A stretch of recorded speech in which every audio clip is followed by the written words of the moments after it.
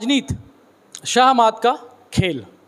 शाहमात मतलब सामने वाले प्रतिद्वंदी को निपटाओ, उसे गिराओ, उसे गड्ढे में डालो और कुर्सी हथियाकर राज करो। लेकिन कई लोग ऐसे होते हैं जिनको लगातार गड्ढे में गिराया जाता है, वो उतनी ही तेज़ी से आगे बढ़ते हैं, उतनी तेज़ी से ऊपर जाते हैं। मैं जिस शख्स के बारे में बता रहा हूँ, मोहम्मद शाहिद, ये जो लाइन है मैंने जो शुरुआत की, ये लाइन शाहिद के ऊपर बिल्कुल फिट हो रही है। शाहिद युवा कांग्रेस राष्ट्रीय सचिव हैं और गुजरात के दूसरी बार प्रभारी बनाए गए हैं।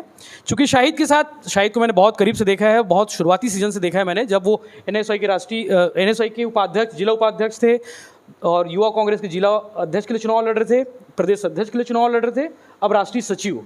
आपको लगातार आपके प्रतिद्वंदी बोले या फिर आपका किस्मत खराब बोले, लेकिन जब आपको निपटाया गया है, आप उतनी तेज़ी से आगे बढ़े हो और आज दिल्ली में बैठकर संगठन को बहुत नज़दीक से देख रहे हो। किसी ने सोचा नहीं होगा कि आप वहाँ तक पहुँच जाओगे, आपको जैसे जैसे निपटाया जाएगा। क्या बोलते हो? सबसे पहले भिलाई टाइम्स को मैं धन्यवाद देना चाहता हूँ कि आज आपने मुझे यहाँ आमंत्रित करके मुझसे बात करना चाहा। जैसे कि यशवंत जी, आप से हमारे ताल्लुकात बहुत पहले से रहे हैं और इसमें सिर्फ़ और सिर्फ एक चीज़ कहूँगा मैं आपको, विपत्तियों का सामना करना एक राजनीतिक परिस्थितियों में आप जब अपने अंदर ढाल लेते हैं तो हालात कुछ भी बने उससे फ़र्क नहीं पड़ता।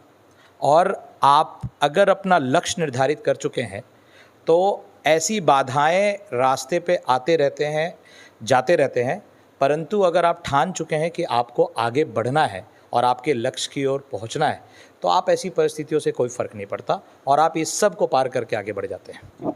ये तो हो चुका है इंट्रो, अब सवाल जवाब पे आएंगे। चूँकि शाहिद से बहुत सारी बातें करनी है। शाहिद चूँकि दिल्ली में है, राष्ट्रीय सचिव बनकर पहुँचे हुए हैं और भिलाई से लगातार दूसरी बार जाने वाले शायद इकलौते हो आप।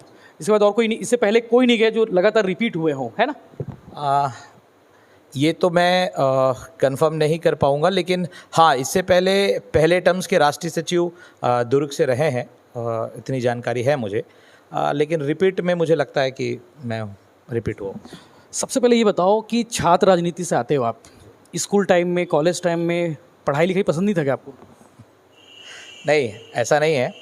एक्चुअली स्कूल टाइम से ही ऐसा था कि जब भी परिस्थितियाँ बनती थी, जैसे क्लास 7th 8th की बात है, 9th की बात है, कि कई बार ऐसा होता था कि क्लास में स्टूडेंट और टीचर का ऐसा होता है कि कभी कभी कई सारे टीचर ऐसा चीज़ होता है जो स्टूडेंट्स को तकलीफ़ देता है।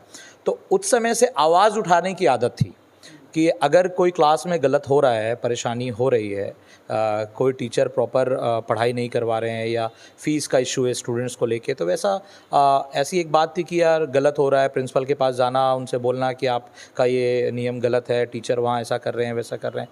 तो वो एक चीज़ अंदर बैठी हुई थी। उसके बाद जब कॉलेज में आए तो एनएसयूआई का प्लेटफॉर्म मिला और एनएसयूआई का जब प्लेटफॉर्म मिला तो संगठन ने क्योंकि राहुल जी की जो सोच है, राहुल गांधी जी की जो सोच है कि हर निम्न वर्ग परिवार का लड़का या युवा जो हो वो भी राजनीति में आने की क्षमता रखता है तो वो आ सकता है।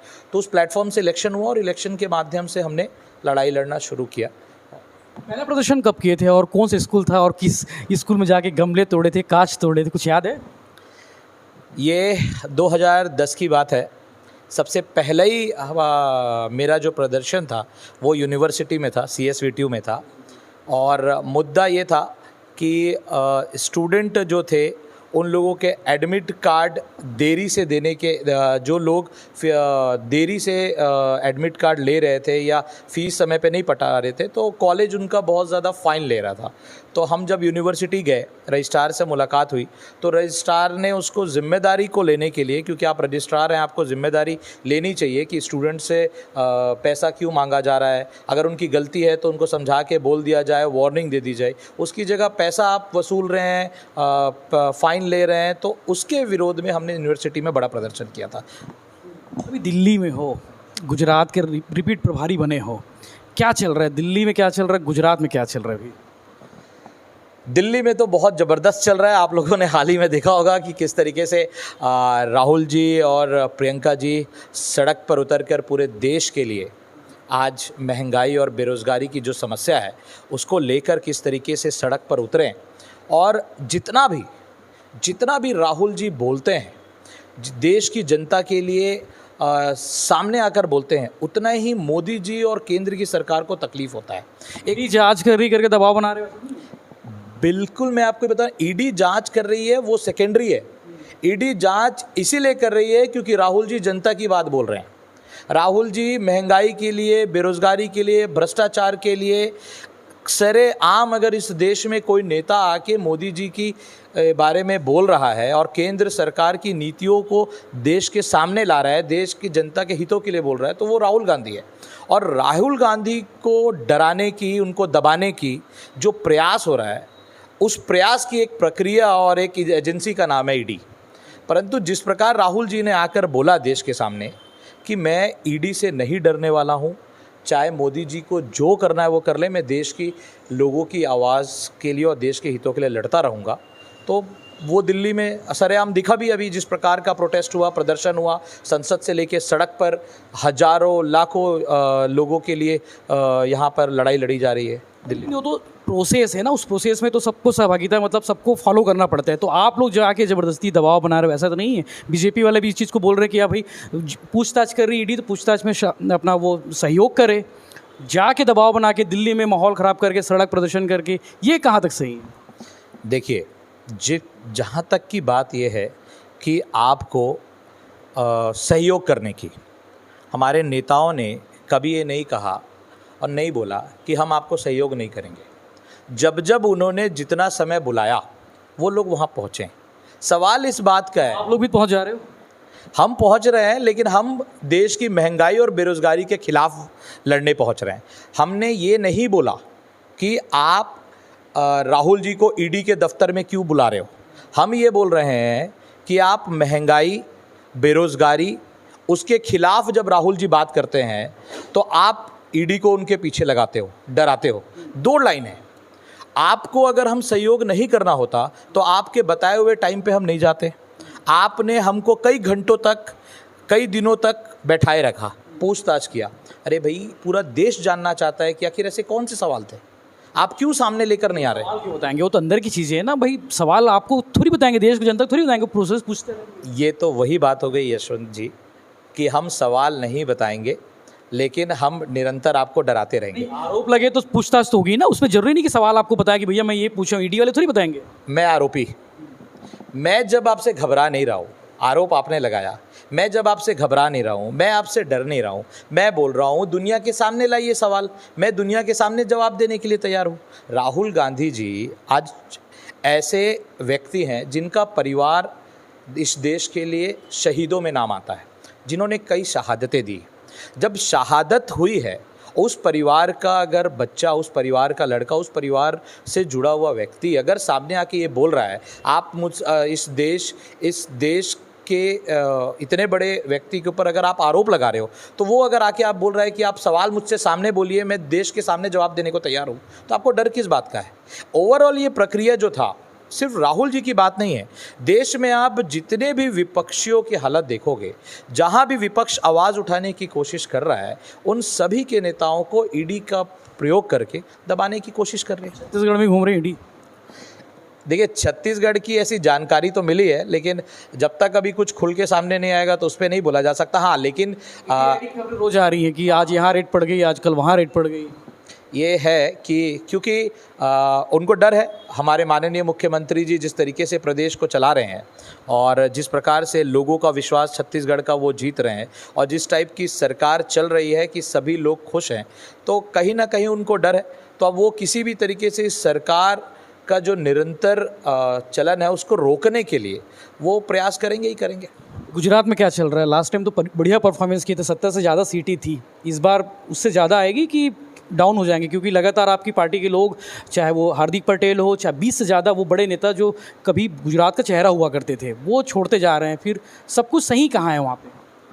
देखिए, गुजरात की बात जो है वो मैं इसीलिए बोल सकता हूँ पूरे विश्वास के साथ, क्योंकि मैं पिछले 1.5 साल से गुजरात में काम कर रहा हूँ। बहुत ग्राउंड पे मैंने जाके लोगों से मुलाकात की है। लगभग 33 ज़िले और 182 विधानसभा क्षेत्र है वहाँ पर। मैंने लगभग हर जगह जाकर वहाँ लोगों से बात की है। आज की तारीख में जिस गुजरात को ये कहा जाता है कि वो ड्राई स्टेट है, वहाँ शराब बंद है, आपने हाल में ही देखा कि किस प्रकार से लट्ठा कांड, जो बोटाद एक ज़िला है, वहाँ का एक गांव है, वहाँ पे सरेआम लगभग 50 लोगों की जहरीली शराब पीने से मृत्यु हो जाती है। गांधी और सरदार पटेल का जो पावन जगह है, पवित्र जगह है, वहाँ पे अगर आप शराब को एक तरफ बोलते हो कि हम बंद कर चुके हैं और वहाँ पे जहरीली शराब पी के लोगों की मृत्यु हो रही है, वो एक जनता में आक्रोश सरेआम है। दूसरा एक्सपोजर ये है कि हाल ही में बाढ़ हुआ, बारिश हुई, जगह जगह गड्ढे, रोड का टूटना, ब्रिज टूटना, लोग परेशान थे। मैं आपको बता रहा हूँ, नवसारी का एक जगह था, नवसारी के साउथ जोन गुजरात में है। नवसारी में हम जब गए, वहाँ पे लगभग 5 फुट 6 फुट पानी भरा था। फिर वो धीरे धीरे कम हुआ। हम वहाँ पे लोगों से गए तो एक बेचारा छोटा मासूम बच्चा छत का जो पानी होता है उस पानी को अपने घमेले में लेकर पीने का प्रयास कर रहा था। तो हमें लगा कि वो पानी लेके रखेगा कुछ निजी यूज़ के लिए। तो हमने उससे, जब हम उसके पास गए, क्योंकि हमारी राहत की टीम वहाँ काम कर रही थी, तो हम वहाँ गए तो हमको पता चला कि फिर वो कपड़े से छन्नी में डालकर उसको पीने की तैयारी कर रहा था। और हमने पूछा कितने दिन से पी रहे थे, तो बोले पिछले 3-4 दिन 5 दिन से हम निरंतर पी रहे हैं, लेकिन सरकार की तरफ से कोई भी सहायता नहीं आई। एक तरफ बारिश की मार, जहाँ राहत आपको देनी चाहिए वहाँ राहत नहीं पहुँचा रहे हैं। उसके बाद ऐसी स्थिति बनी हुई है। तो ओवरऑल ये गवर्नेंस का जो मामला है, चाहे आप कोरोना काल के मामले को ले लो, लाखों मृत्यु हुई है। इन्होंने कहा 10,000 मृत्यु हुई है। जब कांग्रेस का सर्वे हुआ तो बड़ा सा अखबार ने छापा था कि हमारे सर्वे में जो लोगों ने अपना कमिट किया है, लगभग 1 लाख से ज़्यादा लोग गुजरात में मृत्यु हुए। पूरे देश में, जिस देश से प्रधानमंत्री आते हैं, जहां गुजरात का मॉडल की बात करके पूरे देश में इन्होंने आज देश में इतना बड़ा बहुमत हासिल किया। आपको जान के बड़ी ही हैरानी होगी यशवंत जी कि 15 से 17 बार वहां पेपर लीक हो चुका है। मतलब सरकारी विभाग के पेपर सरेआम ओपन कर दिए जाते हैं 15 से 17 बार। उसके बावजूद भी सरकार निरंकुश है, उसके ऊपर कोई अंकुश नहीं है। कई लोगों के ऊपर कार्रवाई के नाम पे, छोटे मोटे अधिकारियों के ऊपर कार्रवाई होती है, लेकिन जो नेता हैं, जो मिनिस्टर्स इसमें इन्वॉल्व हैं, इनफैक्ट मैं तो डायरेक्ट बोलूँगा कि वहाँ के जो मुख्यमंत्री जी हैं उनका भी इन्वॉल्वमेंट हो सकता है कि आखिर क्यों इस प्रकार की घटना को वो आगे बढ़ाते जा रहे हैं। विपक्ष क्या कर रहा है? मतलब उतनी एक्टिविटी नहीं दिख रही जो विपक्ष को करनी चाहिए, ग्राउंड पे होनी चाहिए, मुद्दे उठाने चाहिए। आप सिर्फ बोल रहे हैं बातें, लेकिन ग्राउंड पे वो ऐसा है? देखिए, गुजरात में जब आप आएंगे तो आज गुजरात की लड़ाई अगर कोई लड़ रहा है तो वो कांग्रेस पार्टी लड़ रही है। ये सारे मुद्दे जो आज ओपन हुए हैं वो ओपन इसीलिए हुए हैं क्योंकि विपक्ष ने वहाँ पे ये लड़ाई को लड़ा है, तो ये बड़े मुद्दे बन गए। आज भले ही पार्टी से, जैसे कई लोग पार्टी छोड़कर जा रहे हैं, ये जा रहे हैं, उनका एक महत्वाकांक्षा है, उनकी इच्छा है, संघर्ष करने की शक्ति नहीं है, संघर्ष करने का ताकत नहीं है, वो आइडियोलॉजी से कॉम्प्रोमाइज़ कर लेते हैं। कल तक जो हार्दिक पटेल कांग्रेस की आइडियोलॉजी को एक्सेप्ट कर रहे थे, नरेंद्र मोदी जी और अमित शाह जी के खिलाफ लड़ाई लड़कर वो इतने बड़े आइडल बने, वहाँ पे लोगों के लिए लड़ाई लड़कर, आज उन्होंने उस आइडियोलॉजी से कॉम्प्रोमाइज़ करके उनकी पार्टी में चले गए। लेकिन आप पार्टी में चले जाते हो, अपनी महत्वाकांक्षा, इच्छा के लिए चले जाते हो, लेकिन जो विश्वास आपके ऊपर था, जिन लोगों ने आपको नेता बनाया, वो विश्वास आप उन लोगों का तोड़ चुके। तो आज आप गायब हो गए क्या हार्दिक पटेल वहाँ? हार्दिक पटेल जी के से जाने से मुझे आज की डेट में लगता है, जो मैंने पर्सनली वहाँ के लोगों से बात की है, कांग्रेस को फ़ायदा होगा। और आप लोग अपने हिसाब से लेके आए थे ना कि भाई हमको फ़ायदा होगा करके, आप लोग उसमें क्या सोचे थे? हमें ऐसा लगा था कि जनता ने जिसको इतना बड़ा नेता इतना बनाया और वो हमारी आइडियोलॉजी को एक्सेप्ट कर रहे हैं, तो कांग्रेस पार्टी तो हर किसी को राजनीति करने का प्लेटफॉर्म देती है। तो पार्टी के नेताओं ने उन्हें बिल्कुल दिया। इतने कम उम्र में आपको वर्किंग प्रेसिडेंट बनाया गुजरात प्रदेश कांग्रेस कमेटी का, एक बड़ी बात होती है। हम ग्राउंड से आज ब्लॉक से राजनीति करना शुरू करते हैं तो हम जानते हैं कि उस पद का महत्व क्या होता है। आपको पार्टी ने विश्वास जताया, क्योंकि जनता के कई लोगों ने, आपने लड़ाई लड़ी जनता के लिए और वो जनता ने आप पे विश्वास जताया, लोगों ने आप पे विश्वास जताया, पार्टी ने भी जताया। लंबा चौड़ा आरोप लगाया था कि भाई कांग्रेस पार्टी में लोग अगर मिलने जाओ तो बहुत वेटिंग रहती है, ऐसा वैसा बहुत कुछ आरोप था उसमें, मैं जाऊँगा नहीं उसमें। देखिए, वो तो अब ऐसा है कि आपको जब पार्टी छोड़ना है, आपको अपनी इच्छा, हाँ, इच्छा अगर है आपको दूसरी पार्टी में जाने का, तो आप आरोप का पूरा पुलिंदा तो बनाएंगे ही बनाएंगे। तो वो उसी में का एक हिस्सा है कि आपने आरोप लगाया, नहीं तो दूसरी पार्टी के लोग आपको वेट क्यों देंगे। हो सकता है मुझे कि ये स्क्रिप्ट भी प्लान करके बीजेपी वालों ने दिया हो कि ये पॉइंट को आप टारगेट करो, ये पॉइंट को बोलो, तभी हम आपको लेंगे, नहीं तो नहीं लेंगे।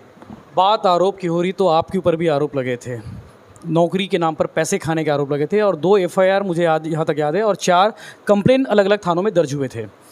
ये आरोप कितना सही है? हालांकि कोर्ट ने जो भी बोला होगा, लेकिन क्या वाकई में पैसे ही से लिए थे उन लोग से? देखिए, बहुत सिंपल सी बात है। आपको याद होगा जब ये आरोप लगा था, उससे पहले एक पानी वाला इशू पूरे शहर में चल रहा था। पानी को लेकर निरंतर काम किया जा रहा था।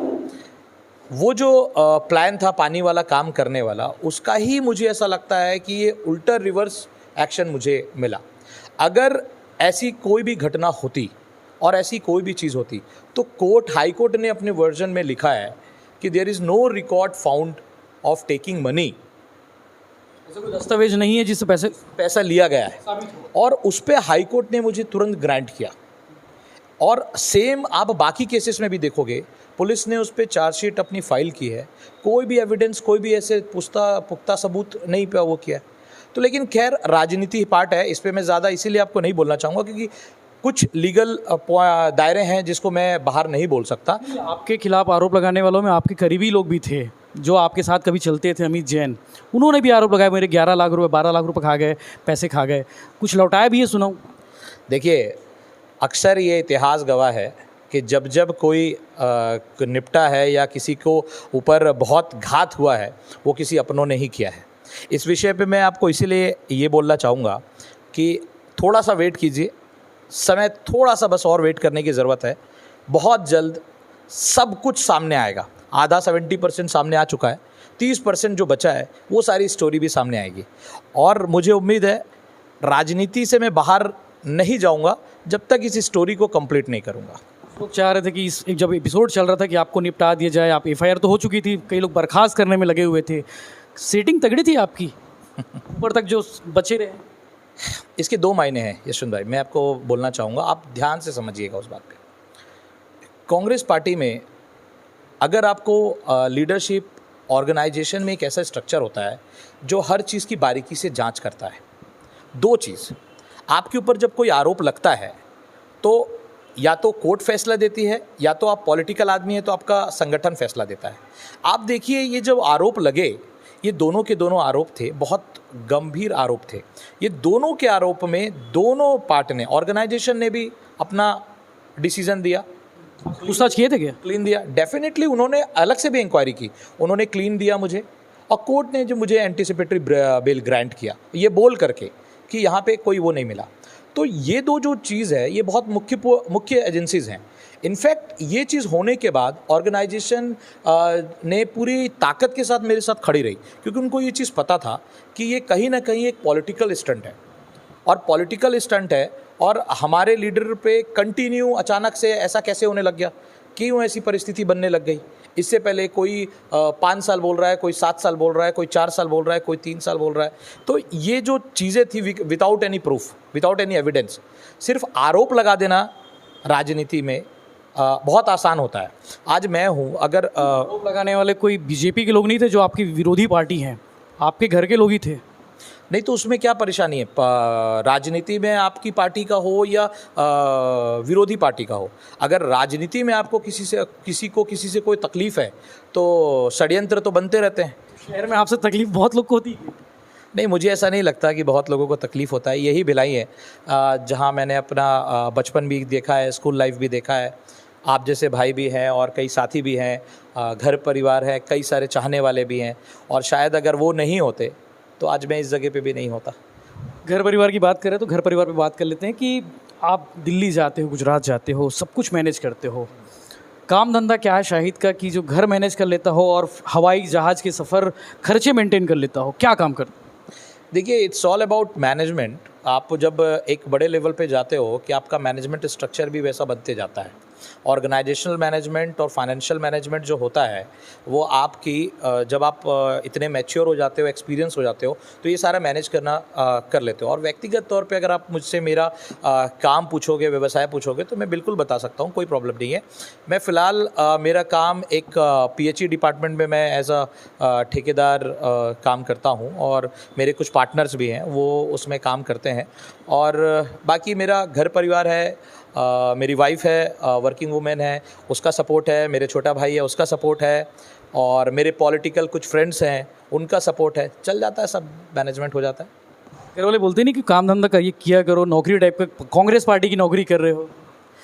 देखो, जब मैं राजनीति में आ रहा था तो मेरे मम्मी और जो फादर हैं मेरे, वो बड़े ही टेंशन में रहते थे। एक्चुअली वो ये चाहते थे कि मैं अपनी पढ़ाई कंप्लीट करके, थोड़ा सा क्या होता है मैक्सिमम हमारे में विदेश जाते हैं लोग ज़्यादा नौकरी करने के लिए, तो मैं सऊदी दुबई चले जाऊँ, वहाँ पे आराम से काम वाम करूँ, ये कहाँ लफड़े में पड़ा हुआ है। हाँ, ये कहाँ लफड़े में पड़ा हुआ है। जैसे हर एक माँ बाप चाहते हैं हमारा बच्चा सेटल हो जाए, बट मैंने इस मामले में उनकी बात नहीं सुनी कभी। तो फिर उनको भी एक जगह समय पे ये हो गया कि ये लड़का अब चला गया हाथ से। हाँ, ये हाथ से निकल गया, ये नहीं सुन, हाथ में चले गए। हाँ, ये नहीं चला गया, अब ये इस लाइन पे नहीं रहेगा।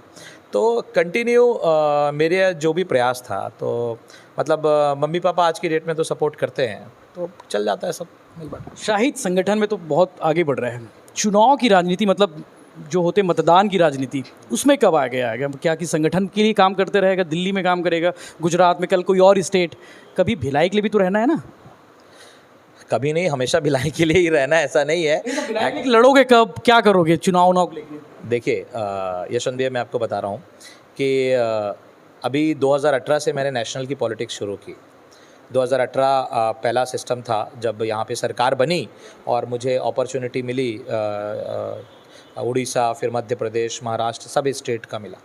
उससे पहले मैंने भिलाई में लगभग जो मेरा अंदेशा है 2010 से लेके 2018 तक 8 साल पूरा 100% दिया है, ईमानदारी से दिया है, हर एक इशू पे दिया है। जब भिलाई में, चाहे स्टूडेंट पॉलिटिक्स को लेकर या पब्लिक इशू पे जब जो काम आया, चाहे डेंगू की बात हम करें, चाहे वो की बात हो, मतलब हमेशा मैंने लड़ाई लड़ी है और लगभग रिजल्ट भी मिला है। और भिलाई से मैं बहुत प्यार करता हूँ, बहुत, मतलब मैं इतने स्टेट घूमने के बाद आज प्राउडली बोल सकता हूँ कि मुझे प्राउड है कि मैं भिलाई से आता हूँ। भिलाई जैसा खूबसूरत जगह, लिटरली, मतलब मैं इतना स्टेट घूम चुका हूँ, केरला, महाराष्ट्र, मध्य प्रदेश, हर जगह, हर असेंबली, वो कोई नहीं है। मेरी इच्छा भी होती है मैक्सिमम टाइम मैं भिलाई को दूँ। संगठन ने जो जिम्मेदारी दी है और जो जिम्मेदारी देगी, उसको पूरा 100%, मेरी इच्छा ये होती है कि जब को आपको कोई रिस्पॉन्सिबिलिटी मिलती है तो आपको अपना 100% देना चाहिए। आप वहाँ 100% सफल हो जाओगे तो बाकी के रास्ते खुद बन जाएंगे। चुनाव कौन नहीं लड़ना चाहता, कौन नहीं लड़ना चाहता? जो भी राजनीति में आता है वो बिल्कुल ये उद्देश्य से आता है कि एक ना एक दिन चुनाव लड़ने का मौका मिलना चाहिए और पब्लिक की अदालत में जाना चाहिए। एक राष्ट्रीय सचिव थे जिनको विधायक का टिकट मिला, देवेंद्र यादव। एक राष्ट्रीय सचिव आप भी हो। देवेंद्र यादव जी को मौका मिला, उन्होंने अपने आप को साबित किया। भविष्य में अगर पार्टी को ऐसा लगेगा कि शाहिद को मौका मिलेगा तो शाहिद भी अपने आप को साबित करेगा। लेकिन मैं जानता हूँ ये मेरा प्रदेश है, ये मेरा मुल्क है, ये मेरा शहर है और ये मेरे भाई हैं। ये मुझे बहुत अच्छे से जानते हैं कि मेरा नेचर क्या है। कुछ लोग आपको बीडी कुरैशी के बाद आपको विकल्प देखते हैं कि मुस्लिम नेता के रूप में यार शाहिद को आगे करना चाहिए, शाहिद मुस्लिम नेता के रूप में उभर सकते हैं। नहीं, इसमें मैं ये बोलता हूँ कि विकल्प के रूप में ना देखना मुझे एक्सेप्टेबल नहीं है कि मुस्लिम लीडर, ये शब्द भी मैं एक्सेप्ट नहीं करता हूँ, ये भी गलत शब्द होगा। लीडर अगर देखेंगे तो ये एक सही शब्द होगा। इस मामले पे मैं एक्सेप्ट कर सकता हूँ कि एज अ लीडर देखें कि अगर मैं उनके लिए कुछ कर सकता हूँ, कहीं नेतृत्व कर सकता हूँ या भविष्य में उनकी कोई भी काम आ सकता हूँ, लोगों के काम आ सकता हूँ, उनके लिए लड़ सकता हूँ, कि हमारी लड़ाई लड़ सकता है, तो अच्छा है। बाकी बदरुद्दीन कुरैशी जी का विकल्प या एक मुस्लिम लीडर का विकल्प, ये मेरे लिए सूटेबल वर्ड नहीं है, मुझे लगता है ये ठीक है। आगे की बातचीत गुजरात में करेंगे क्योंकि भिलाई टाइम्स की टीम इस बार गुजरात इलेक्शन कवर करने के लिए जाएगी, क्योंकि गुजरात में शाहिद मिलेंगे, क्योंकि वहाँ के प्रभारी भी हैं। तो बहुत सारी बातें आगे के लिए छोड़ के रखते हैं, बहुत सारी बातें होगी और बहुत सारे चर्चाएं होंगी जिस पर हम आगे भी बात करते रहेंगे। और बाकी आपको लगातार अपडेट्स भिलाई टाइम्स के स्टूडियो से, भिलाई टाइम्स के ऑफिस से हम देते रहेंगे। तो अब तक के लिए बस इतना ही। देखते रहे भिलाई टाइम्स। धन्यवाद।